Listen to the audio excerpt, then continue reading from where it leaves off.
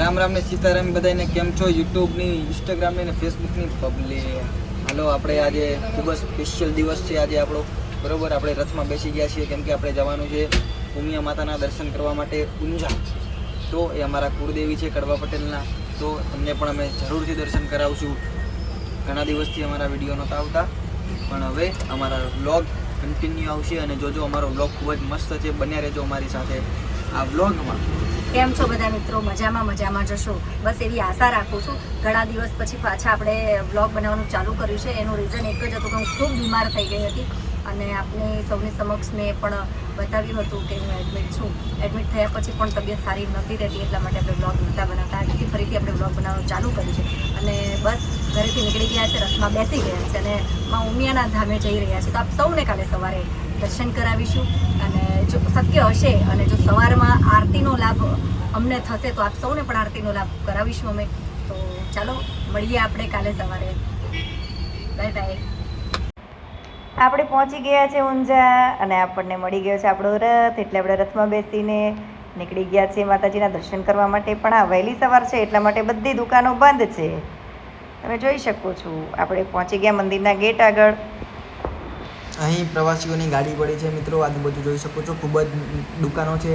ઊંઝા મરી મસાલા માટે ખૂબ જ પ્રખ્યાત છે અને અહીંના મરી મસાલા ખૂબ જ મસ્ત આવે છે. એકવાર તમે તમારા ઘરે ટેસ્ટ કરવા માટે લઈ જજો મિત્રો, મજા જ આવી જશે તમને અને વારે વારે તમને યાદ કરશો કે મરી મસાલા તો ખાલી ઊંઝાના જ.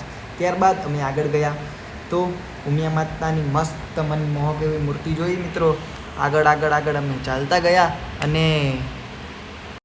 જોઈ શકો છો મિત્રો, અહીં ભોજનાલય આવેલું છે, અહીં વિશ્રામ ગૃહ છે. જે લોકોએ અહીં રોકાવું હોય એ રોકાઈ શકે છે. ખૂબ જ વિશાળ જગ્યા છે અહીંયા મંદિર પરિસરની. ત્યારબાદ અમે ફર્સ્ટ હાથ પગ મોઢું ધોઈ ફ્રેશ થઈને એકદમ મંદિરે દર્શન કરવા માટે પહોંચી ગયા છીએ મિત્રો.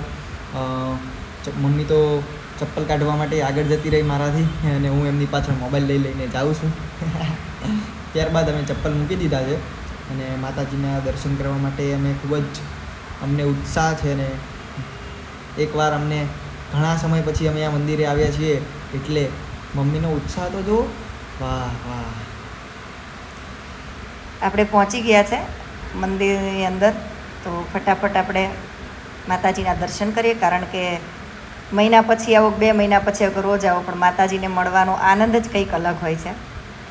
પણ હું તો આજે અટવાઈ ગઈ, કારણ કે જેટલી વખત આવીએ છીએ ત્યારે હવે રેલિંગ ને એવું હતું નથી, પણ આ વખતે રેલિંગ ને એવું છે એટલે હું તો ભૂલી જ પડી ગઈ એમ. આગલી વખતે આવ્યા હતા મિત્રો એટલે આવું રેલિંગ બેલિંગ કંઈ નહોતું, મસ્ત ખુલ્લો એકદમ પરિસર હતો.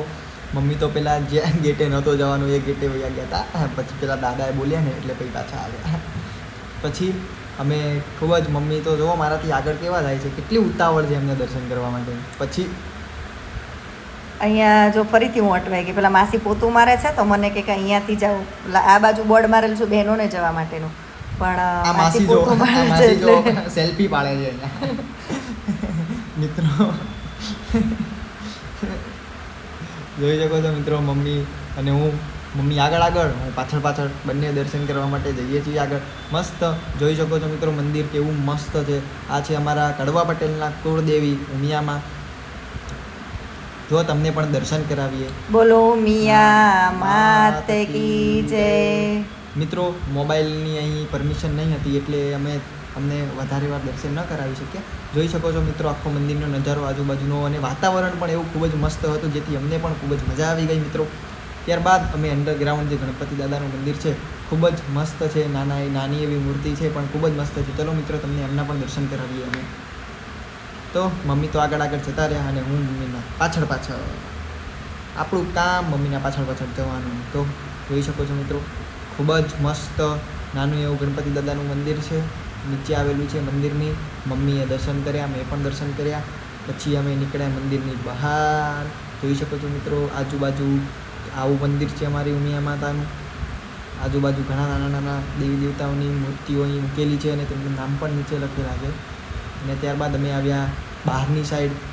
જોઈ શકો છો મિત્રો, અમે બહારની સાઈડ આવી ગયા છીએ. હવે અહીંયા પણ નીચે મહાદેવનું મંદિર છે, ત્યાં આગળ દર્શન કરવા જઈએ. અને અહીંયા ફુવારા ને એવું બધું છે, અહીંયા લોકો ફોટા ને એવું પાડતા હોય છે. અહીંયા મેરેજ હોલ છે એટલે જે કપલ હોય, જેના લગ્ન થયા હોય, લોકો અહીંયા ફોટા પાડવા માટે આવે છે. હવે આપણે મહાદેવના દર્શન કરી લઈએ બોલો ઓમ નમઃ શિવાય, ઓમ નમઃ શિવાય.